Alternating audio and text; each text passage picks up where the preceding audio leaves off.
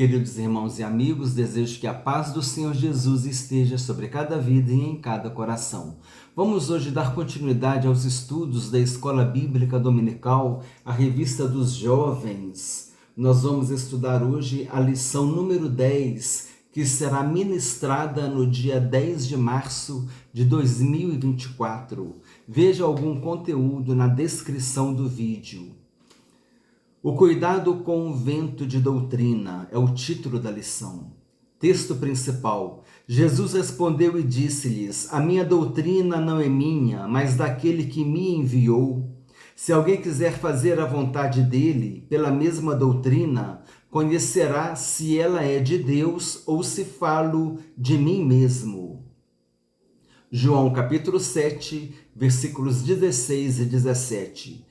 Resumo da lição. As Escrituras Sagradas nos ajudam a identificar os falsos ensinos, nos preparando para resisti-los. Leitura semanal. Vou ler apenas o título e o dia. As referências estão na descrição. Segunda, tempos trabalhosos. Terça, humildade e vigilância. Quarta, bom ânimo para vencer o mundo. Quinta, a armadura de Deus. Sexta, o amor a Deus e a sua palavra é proteção contra o engano doutrinário. E sábado, o amor à palavra de Deus torna o homem mais sábio. Texto bíblico, Efésios capítulo 4, versículos 11 a 16. O texto bíblico diz assim: E ele mesmo deu uns para apóstolos, e outros para profetas, e outros para evangelistas, e outros para pastores e doutores, querendo o aperfeiçoamento dos santos, para a obra do ministério, para a edificação do corpo de Cristo, até que todos cheguemos à unidade da fé e ao conhecimento do Filho de Deus, a varão perfeito, à medida da estatura completa de Cristo, para que não sejamos mais meninos inconstantes, levados em roda por todo o vento de doutrina, pelo engano dos homens que, com astúcia, enganam fraudulosamente. Antes, seguindo a verdade em amor, cresçamos em tudo naquele que é a cabeça, Cristo, do qual todo o corpo bem ajustado e ligado pelo auxílio de todas as juntas, segundo a justa operação de cada parte, faz o aumento do corpo para sua edificação em amor. Introdução. Estamos estudando a respeito da preciosidade da doutrina bíblica e advertindo sobre os perigos das falsas doutrinas que conduzem as pessoas ao erro e às práticas pecaminosas. Na lição deste domingo, veremos uma análise a respeito do que a Bíblia chama de vento de doutrina, a fim de que este seja identificado, resistido e vencido. Vamos também ver como podemos identificar as atuais falsas doutrinas e como o crente pode e deve resistir aos seus ataques, mantendo assim o amor a Deus e a sua palavra acima de todas as coisas. Item 1. Tendências atuais das falsas doutrinas. 1.1. Tempos pós-modernos. O crente não conseguirá manter uma fé genuína em Deus se ele não conhecer as tendências e os desafios de seu próprio tempo. Nesse caso, que tempos são os atuais? Quais as principais marcas da atualidade? A Bíblia faz sérios alertas sobre o perigo que cerca o crente no que se refere ao presente século.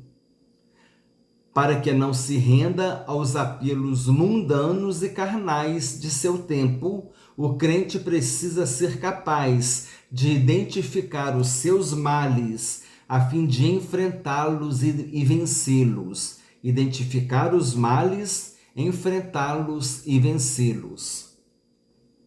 O tempo atual tem sido chamado de pós-moderno, cujo sentido pode ser resumido como um movimento da cultura que rejeita os valores da modernidade e vê com desconfiança os princípios racionais e universais. Na prática, o mundo pós-moderno desvaloriza a lógica e o sentido das coisas, dando ênfase ao que foge à regra. 1.2 Tempos de desconstruções. A pós-modernidade foi disseminada principalmente pelo pensamento de alguns teóricos que representam a ideia deste tempo, que busca afrontar a fé cristã. A ideia destes teóricos é a de que o conhecimento herdado, seja religioso ou familiar, não pode ser considerado uma verdade absoluta, pois é fruto da mente humana apenas. Para alguns teóricos da pós-modernidade, as palavras conhecimento e poder estão relacionadas de forma que o discurso não tem a intenção somente de comunicar, mas de estabelecer domínio e poder. Eles também propagam a desconstrução das bases pré-estabelecidas, pois para tais pensadores são apenas criações humanas. A desconstrução do conhecimento herdado, da palavra falada e da palavra escrita representa a destruição da tradição, do ensinamento e da palavra de Deus, pilares do cristianismo. Sendo assim, o vento atual é o da desconstrução em torno da fé na palavra de Deus.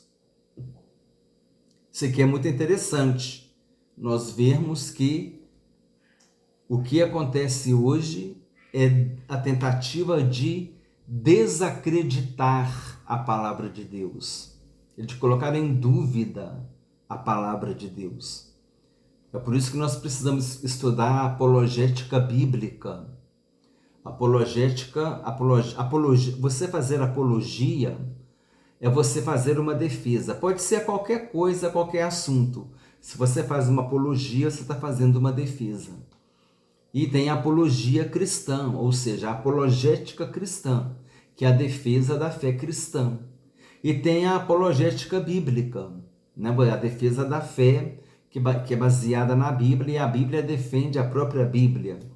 E nós temos como defender a Bíblia, os fatos históricos comprovam a veracidade da Bíblia, as escavações, né, as descobertas arqueológicas comprovam várias passagens da Bíblia. E também a própria Bíblia, pelo poder da palavra, Jesus disse: as palavras que eu vos tenho proferido são espírito e vida. Então, o próprio poder que a palavra de Deus tem de impactar a vida de uma pessoa também mostra que ela é uma palavra que tem espírito e vida, que ela é uma palavra viva e que traz vida e que renova a fé e que traz fé, porque a fé vem pelo ouvir e o ouvir a palavra de Deus. Então, diante de tudo isso, nós como cristãos precisamos estar alicerçados na palavra de Deus, estudando a palavra de Deus, aprofundando na palavra de Deus. Por isso que essas lições bíblicas, que os estudos bíblicos, eles são importantes. E o crente, o cristão, o jovem, o adulto, o adolescente, todos os cristãos precisam valorizar muito a leitura bíblica e o estudo da palavra de Deus. Por quê? Porque a Bíblia é hoje o alvo, ela tem que ser desconstruída, ela tem que ser desacreditada, ela tem que ser reescrita. Esses são os argumentos. tem que reescrever a Bíblia, né? Com coisa que o homem pode reescrever aquilo que Deus determinou, não é? Isso nunca vai acontecer. Jesus disse: passará o céu e a terra, mas as minhas palavras não passarão. Mas então, qual é o vento atual? Vamos ler de novo para continuar. Sendo assim, o vento atual é o da desconstrução em torno da fé na palavra de Deus. É desconstrução em torno da fé na palavra de Deus. E 1.3, espiritualidade sem vida. A mentalidade pós-moderna traz consigo aquilo que tem de mais nocivo a fé cristã na atualidade, pois ela defende o fim do padrão, principalmente o bíblico. Os modelos, né? Os modelos tradicionais de família, de conduta, de educação de filhos, e principalmente o bíblico, os modelos bíblicos, os paradigmas bíblicos, o padrão bíblico. Logo, a verdade é particularizada e a autoridade é desrespeitada, a moralidade é circunstancial e os relacionamentos são descartáveis. A espiritualidade sem compromisso com a igreja local é um fenômeno pós-moderno que está no âmago da maioria dos desvios doutrinários da atualidade. Nós estamos estudando na revista dos adultos sobre a igreja. E nós falamos ali o aspecto da igreja local, o aspecto da igreja universal, que é a igreja invisível, e como dentro da Bíblia nós temos, sim, essa figura da igreja local. Então, hoje se diz que não precisa de igreja, porque Deus não habita em templo feito por mãos humanas. Precisa de igreja, sim, precisa de igrejas físicas, do grupo da igreja local, daquela igreja daquele corpo de Cristo local, onde há uma unidade doutrinária, independente da denominação, existe uma unidade doutrinária. Para todas as igrejas evangélicas autênticas, locais, Jesus é Deus, Jesus é Salvador, Jesus morreu para nos salvar, para nos livrar da condenação eterna. O Espírito Santo é Deus, cremos na Trindade Divina. Então, existe uma unidade doutrinária bíblica, independente da denominação.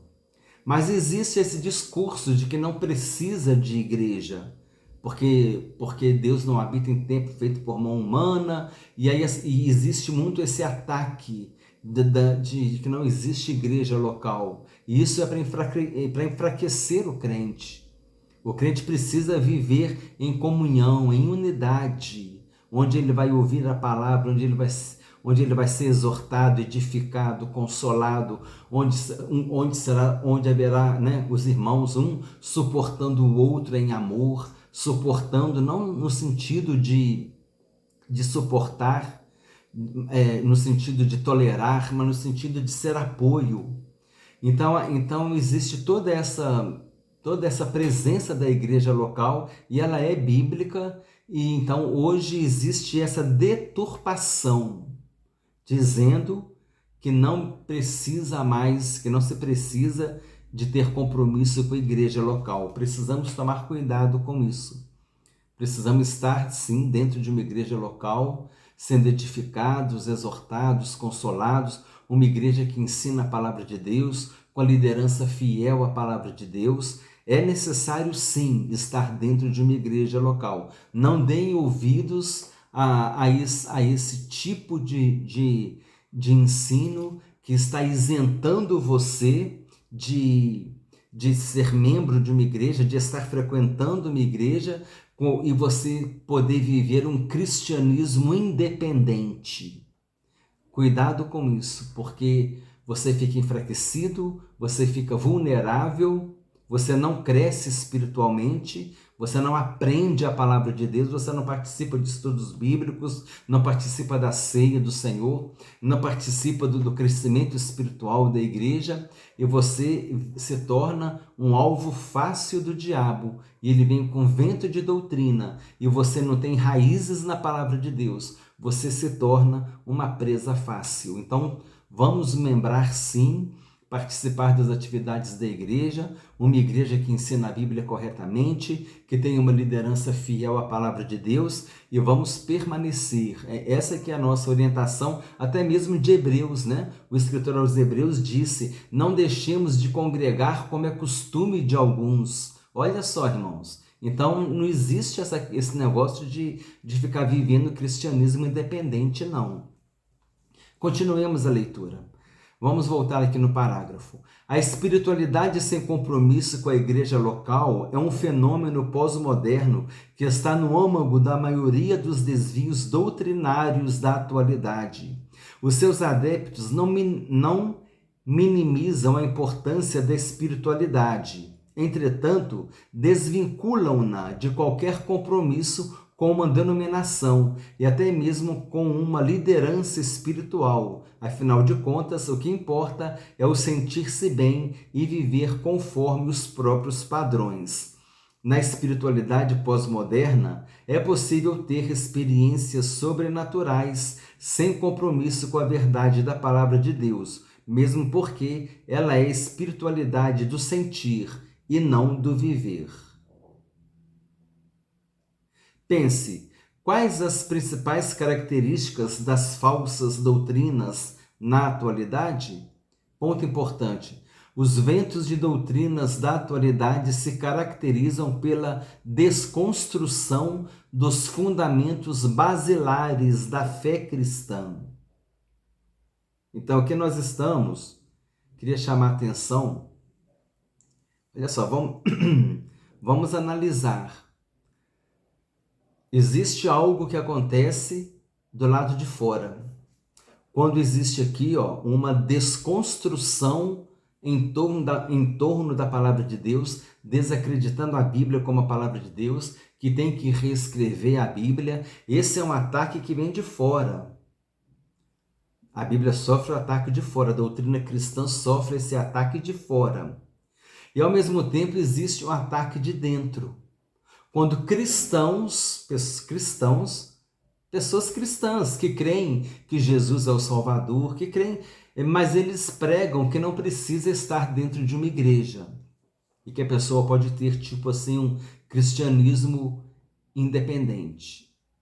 Hebreus disse: não deixemos de congregar como é costume de alguns. Mas naquela época da igreja primitiva, a igreja se reunia nas casas. Sim. Existe um contexto histórico naquele momento, e naquele momento as pessoas, muitas delas, se reuniam nas casas. Aquele contexto histórico que permitia aquilo e que levava àquela situação. Isso é a história da igreja primitiva. Isso é a história da igreja. Mas com o passar dos séculos, não foi assim.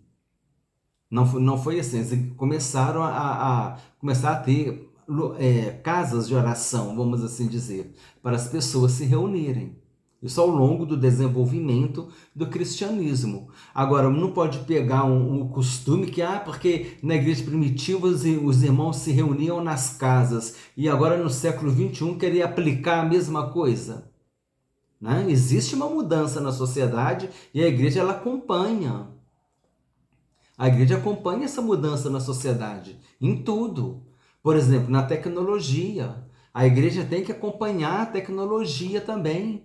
Até mesmo para que o evangelho alcance vidas mais distantes. Então a igreja não pode ficar estacionada, engessada, né? Então é isso que eu queria dizer aqui. Tem essa desconstrução da palavra de Deus, é um ataque externo. E essa questão de falar que não precisa de congregar, né? Mas Hebreus diz, não deixemos de congregar como é costume de alguns. Mas as pessoas falam que não precisa de congregar, que você pode levar uma vida espiritual independente, porque Deus não habita em templo feito por mãos humanas, e aí começa com aquela conversa toda, e você né, a pessoa às vezes ela é levada por esse pensamento e ela não congrega. Então, e ela se torna um crente fraco, vulnerável, porque ela não congrega, ela não é exortada, ou exorta também, né? Ela não é exortada, ela não é edificada, ela não é consolada, ela não recebe alimento espiritual, ela não participa de um estudo bíblico, ela não participa de uma vigília, ela não participa de uma escola dominical, entendeu? Ela fica... É como uma criança, é como se você quisesse pegar uma criança e ela estudar em casa. Sendo que na escola ela vai ter um professor especializado em geografia, ela vai ter um professor especializado em história, em matemática. A formação dessa criança vai ser muito mais profunda. Então é mais ou menos nesse sentido. Então é isso que eu queria, é isso que eu queria lançar, que eu queria lançar essa ideia aqui da questão de desconstrução da palavra de Deus, desacreditar a palavra de Deus e reescrever a Bíblia, né? É um ataque externo dos tempos atuais, dos tempos pós-modernos, e essa ideia de que não precisa congregar. Também é um ataque, também é um pensamento pós-moderno. E essas duas ações atingem a igreja, porque está atacando a Bíblia, desacreditando a Bíblia, e está dizendo que não precisa congregar, né? Sendo que o próprio nome diz igreja. Igreja é comunhão, é congregação. Não existe congregação de uma pessoa só. Ah, não, você não precisa de ir para a igreja porque a igreja é você. A igreja é o corpo reunido, é o corpo de Cristo. Você é um membro desse corpo. Se você é um membro desse corpo, você precisa estar envolvido com os outros membros, para que todos possam, cada um exercendo a sua função, trazer o crescimento para o corpo. Então, essa questão de falar que não precisa congregar, isso é muito sério, irmãos, muito sério mesmo, amém? Resistência do crente, item 2. O mundo a ser resistido. O crente é desafiado a vencer a tentação, o diabo e o mundo. Antes de identificar as características do mundo e qual o meio eficaz de vencê-lo, é preciso compreender o que o apóstolo João quer dizer com o termo mundo. A palavra mundo na Bíblia tem algumas variações, mas aqui ela vem do grego, cosmos, que literalmente quer dizer algo ordenado, e que aqui assume também uma relação com o sistema ordenado, ou ainda o sistema mundano, a sociedade corrompida. Esse sistema representa muito bem o espírito do anticristo, cuja principal marca é a de ser contra tudo o que se chama Deus, ou seja, este mundo é inimigo de Deus, de seu povo e de sua palavra. Portanto, este é o mundo a ser resistido pelo crente fiel. São 5 significados da palavra mundo na Bíblia. Em João capítulo 12, versículo 19, eu fiz a anotação aqui. Em João capítulo 12, versículo 19, os fariseus falaram assim, a respeito de Jesus. Eis aí vai o mundo após ele. Esse mundo é a multidão, né? Em João 3,16 está escrito, porque Deus amou o mundo de tal maneira, esse mundo é a humanidade. Em Atos 17, 24, Paulo disse que Deus criou o mundo e tudo que nele existe. Atos 17, 24, esse mundo traz a ideia de universo. No Salmo 24, 1, está escrito, do Senhor é a terra e toda a sua plenitude, o mundo e tudo que nele habita. Ou seja, essa ideia aqui do mundo é o planeta Terra. E quando João disse, não ameis o mundo, nem as coisas que há no mundo, é a sociedade corrompida. Então, quais são os 5 sentidos da palavra mundo na Bíblia? Multidão, humanidade, o universo, o planeta Terra ou a sociedade corrompida. Eu vou deixar na descrição do vídeo esse conteúdo. Aí, o que significa? Você está lendo o texto, você vai ver qual desses significados se aplica, né? 2.2. Um mundo sem fundamentos. Qual a característica do mundo atual, quer dizer, da sociedade atual, sociedade corrompida? Não está falando do planeta, né? De que forma a fé cristã é testada e desafiada atualmente? A respeito deste tempo, o sociólogo e filósofo Zygmunt Bauman caracterizou a pós-modernidade como sociedade líquida, cuja marca principal é a fluidez, isto é, a não solidez das relações em seus mais variados aspectos, resultando assim na falta de comprometimentos e relacionamentos sem profundidade e descartáveis. Nesse contexto de instabilidade, a ausência de fundamentos sólidos, a doutrina cristã é colocada à prova o tempo todo. Aliás, isso foi previsto pelo apóstolo Paulo ao falar de um período por ele chamado de tempos trabalhosos. O justo diante do deslocar dos fundamentos estruturais da vida remonta os tempos bíblicos. Portanto, assim como os salmistas e o profeta Abacuque foram desafiados, os crentes da atualidade o são e devem manter firme a sua fé, mesmo em um mundo sem fundamentos sólidos. Aqui é uma palavra que eu vou até anotar aqui, porque me veio aqui agora. É a questão do fundamentalismo. Nós não podemos confundir, irmãos, fundamentalismo com extremismo. Veja bem essa explicação agora. Fique atento a ela.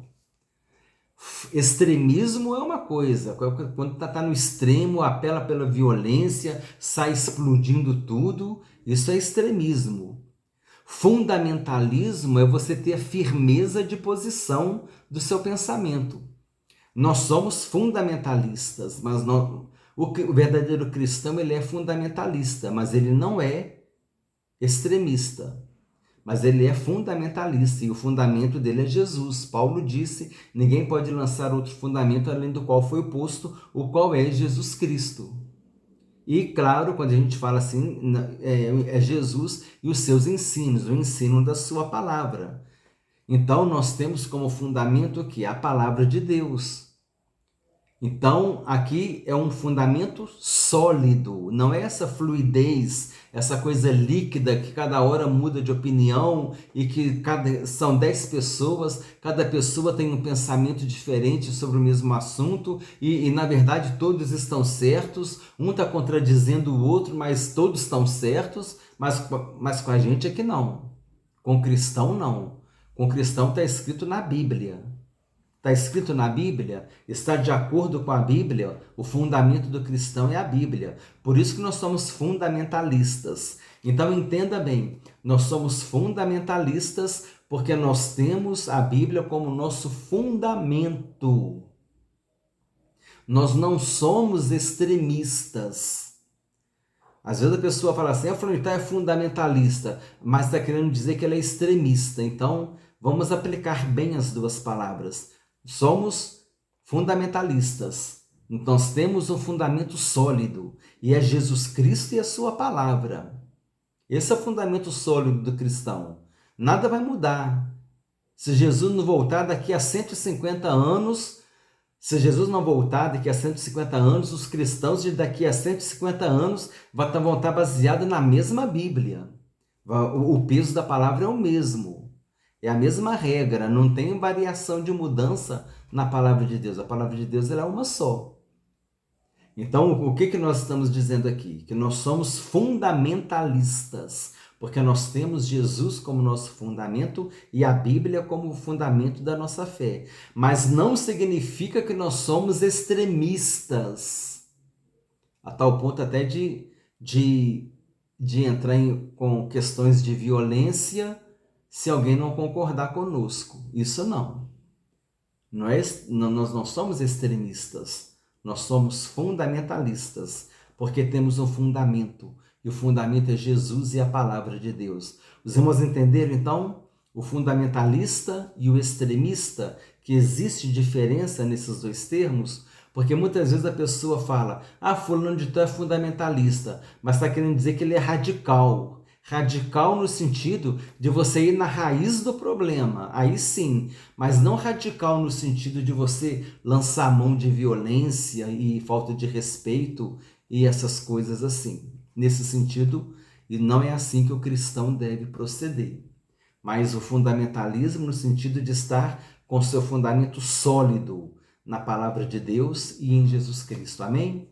Então, entende bem essa aplicação aí dessas duas palavras, fundamentalista e extremista. Número 3, a vitória que vence o mundo. Que mundo? O planeta? O universo? A multidão?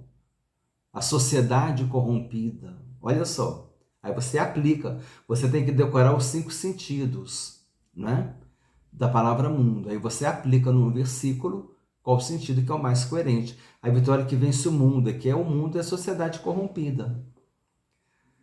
Ou seja, aqueles costumes, aquilo que está fora dos propósitos de Deus. Fazendo a leitura. O apóstolo João afirma que a vitória que vence o mundo é a nossa fé. 1 João capítulo 5, versículo 4.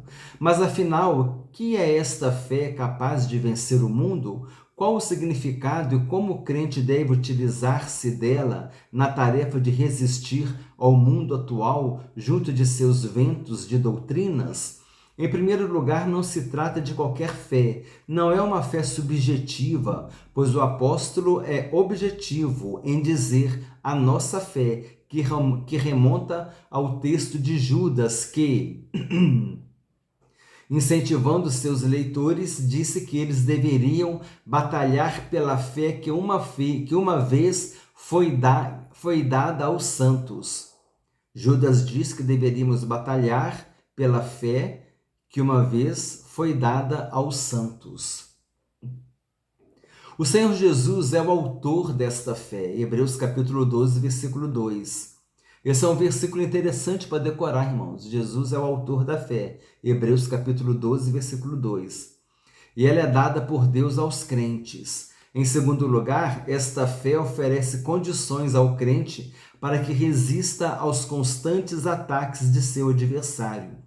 Paulo compara a fé a um escudo, com evidência clara de que ela cumpre um papel de defesa aos ataques do diabo. O escritor aos Hebreus afirma que a fé oferece firmeza e garantia ao crente em todo o tempo e em todas as circunstâncias. Após o salmista perguntar sobre a condição dos justos, enquanto vê os fundamentos da terra serem abalados, ele declara a soberania de Deus e o seu controle sobre tudo o que ocorre na terra. Salmo 11, 4. Salmo versículo 11. Salmo 11, versículo 4.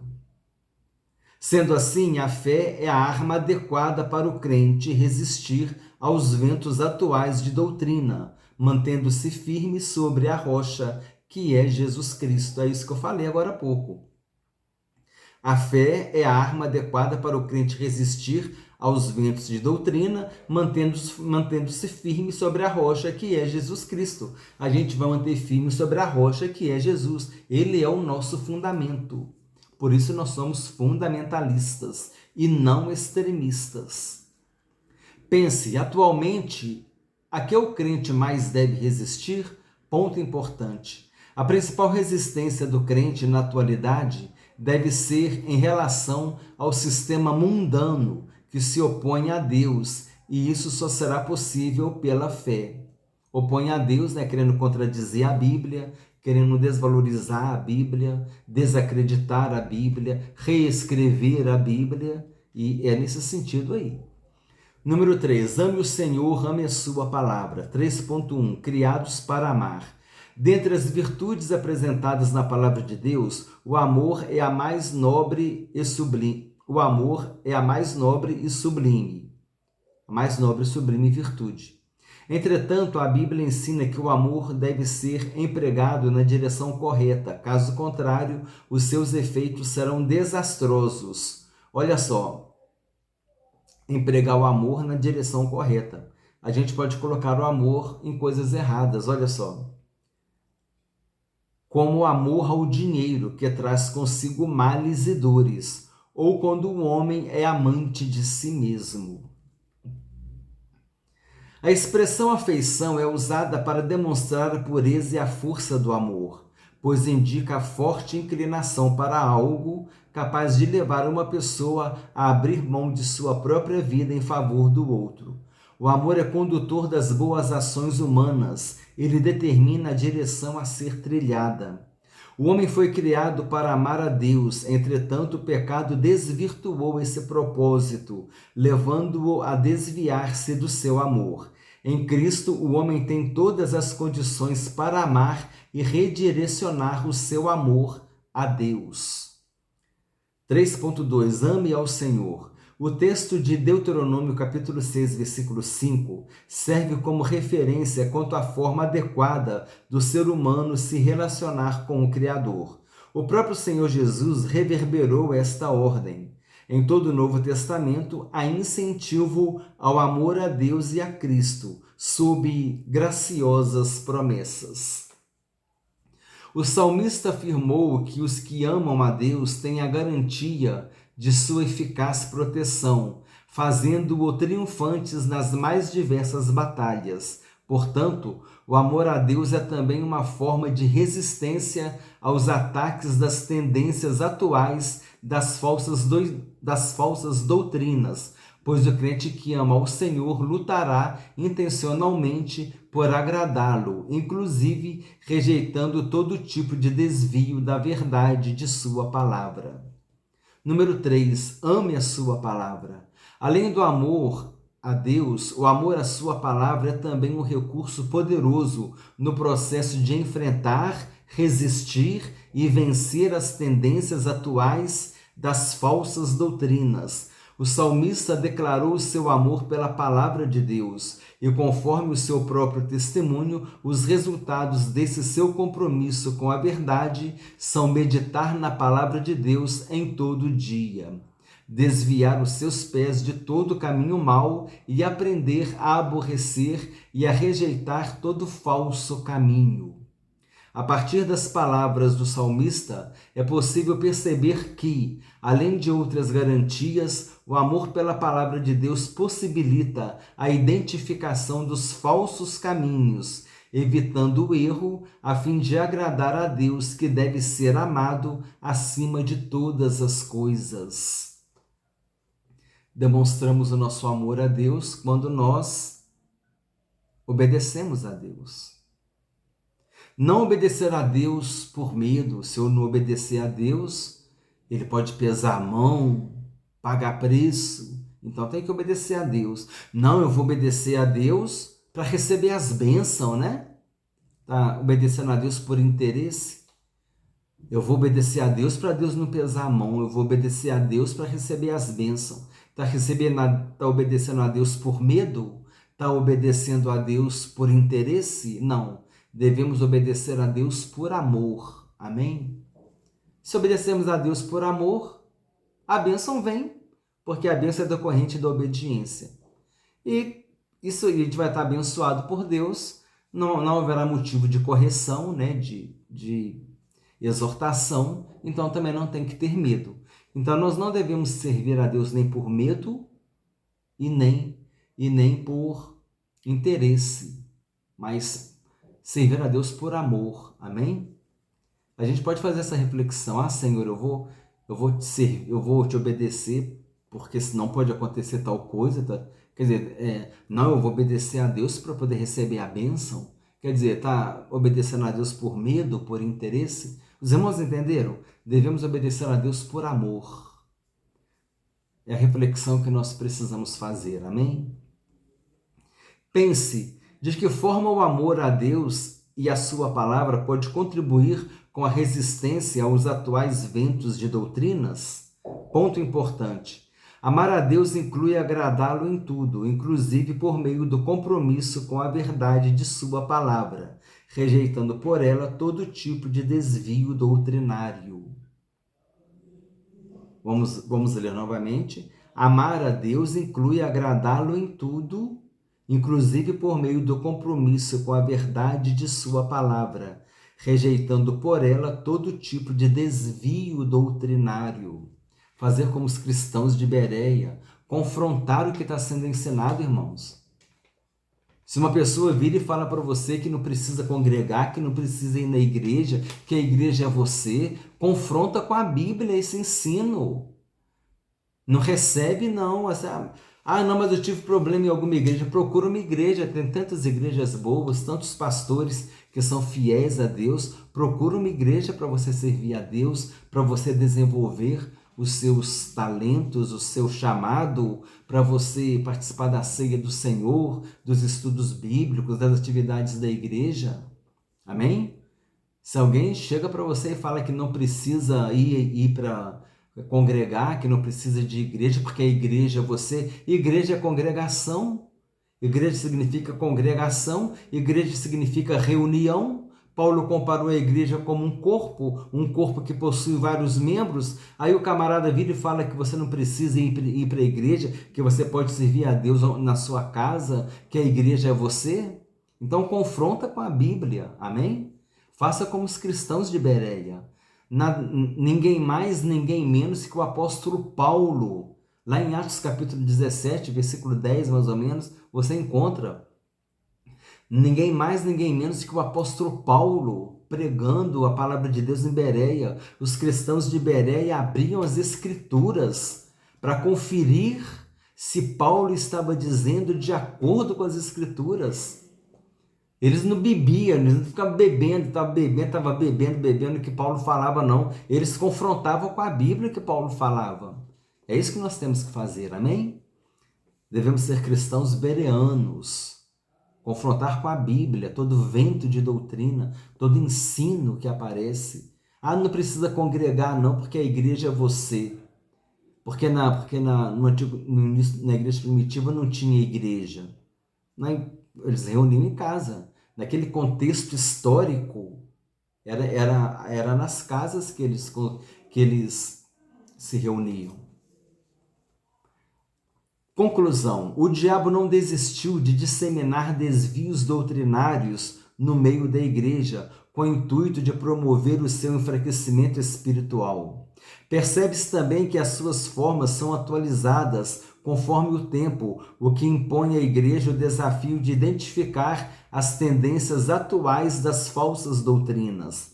Essa lição apontou que, atualmente, a pós-modernidade representa a essência desses desvios e que somente por meio da fé genuína é que o crente resistirá aos ataques deste tempo. A igreja deve fortalecer-se na fé, renovar o seu amor para com Deus e a sua palavra. Amém, irmãos? Antes de ler as perguntas, eu só quero deixar claro que eu falei aqui, me veio à mente isso. A gente fala que a igreja ela vai acompanhando as mudanças da sociedade. Eu coloquei o caso da tecnologia, né? A igreja precisa acompanhar as tecnologias para poder também ir acompanhando as mudanças da sociedade. Mas a igreja ela não muda em relação ao seu procedimento, porque o procedimento da igreja é um só, é o que está dentro da Bíblia. Quando eu falei que a igreja acompanha as mudanças da sociedade, é nesse sentido. Antigamente, eles reuniam, na igreja primitiva, eles reuniam nas casas. Mas com o passar dos anos, né, dos séculos, foi se criando as igrejas, os templos, e aí depois vieram as denominações, aí teve a reforma protestante, né? Aí tem a história do protestantismo no Brasil, aí a história é longa. Mas a pessoa virar e falar, lá, pegar o Novo Testamento e falar que os irmãos lá na Bíblia se reuniam em casa, então hoje não precisa reunir na igreja. Né? Então, quer dizer, a igreja ela acompanhou, sim, as mudanças da sociedade, mas ela não mudou o seu modo de proceder. Por quê? Porque o modo de proceder é um só, é o que está de acordo com a Bíblia. Amém? Hora da revisão, perguntas e respostas que estão na descrição do vídeo. Número 1. Segundo a lição, o que é preciso para que o crente não se renda aos apelos mundanos e carnais? É preciso, para que não se renda aos apelos mundanos e carnais de seu tempo, o crente precisa ser capaz de identificar os seus males, a fim de enfrentá-los e vencê-los. Como ele vai fazer isso? Confrontando com a Bíblia, cristãos bereanos. Número 2. Como o tempo atual tem sido chamado e qual o sentido do termo? O tempo atual tem sido chamado de pós-moderno, cujo sentido pode ser resumido como um movimento da cultura que rejeita os valores da modernidade e vê com desconfiança os princípios racionais e universais. Número 3. Qual fenômeno pós-moderno que está no âmago da maioria dos desvios doutrinários da atualidade? Olha só, olha a pergunta, irmãos. Qual o fenômeno pós-moderno que está no âmago da maioria dos desvios doutrinários da atualidade? É a espiritualidade sem o compromisso com a igreja local. Você pode ter uma vida com Deus. Você é a igreja. No Novo Testamento não tinha templo. Deus não habita em templo feito por mãos humanas. Naquela época, a igreja primitiva se reunia em casa. Então, fica usando esses argumentos para te convencer a não congregar numa igreja. Hebreus disse, não deixemos de congregar como é costume de alguns.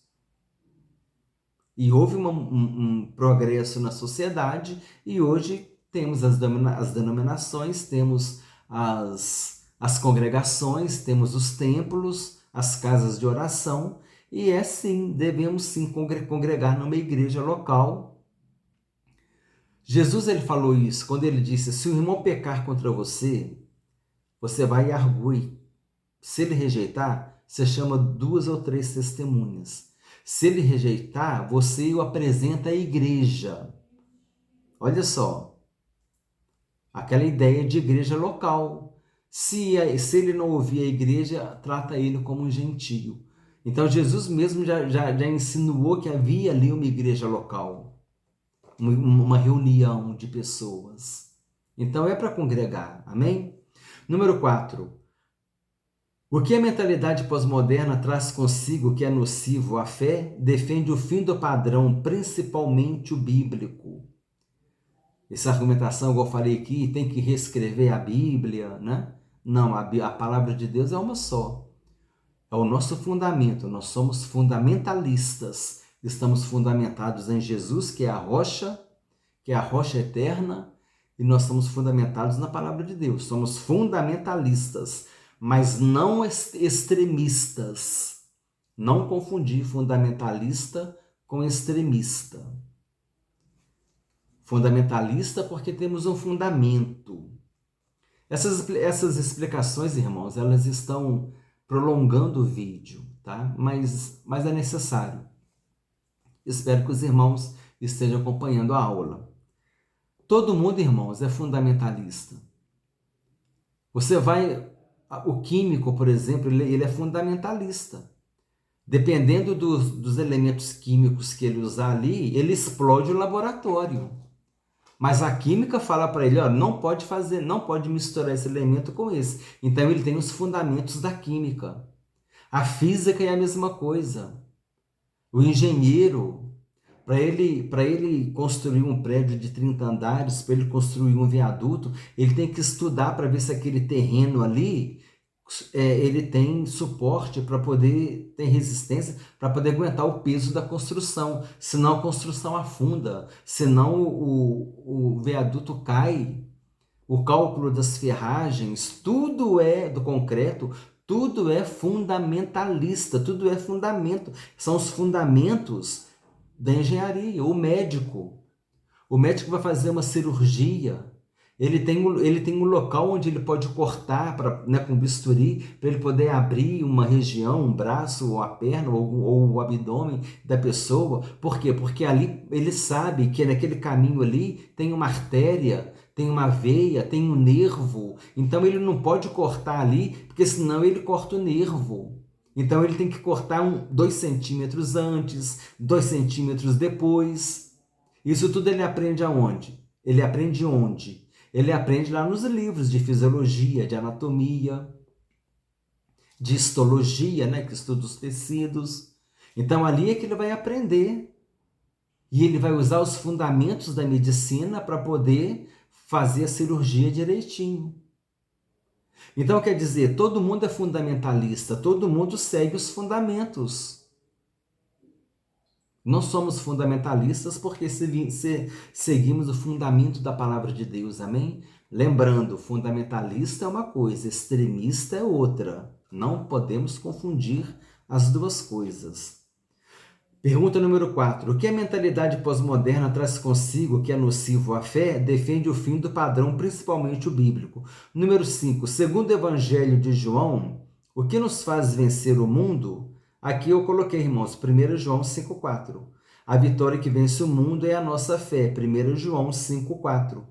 Essa pergunta aqui talvez seja segundo o evangelista João.